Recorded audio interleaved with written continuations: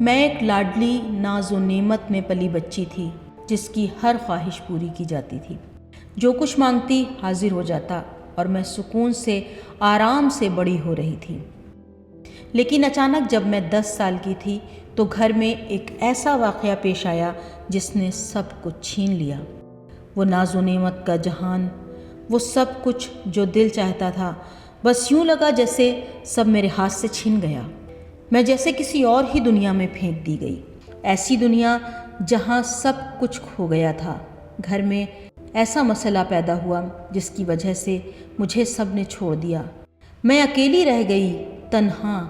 جب تھوڑی بڑی ہوئی تو بس ایک ہی سوچ تھی، کسی طرح اس گھر سے نکل جاؤں۔ ان گھریلو مسئلوں سے بچنا چاہتی تھی، بس خود کو دور کر لوں، کہیں چلی جاؤں۔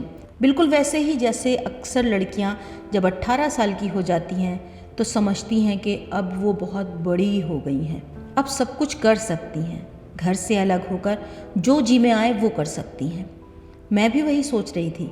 چل نکلی اپنے خوابوں کے پیچھے، خوشیوں، مزے، آزادی کے پیچھے۔ راستہ مجھے مشہد لے آیا۔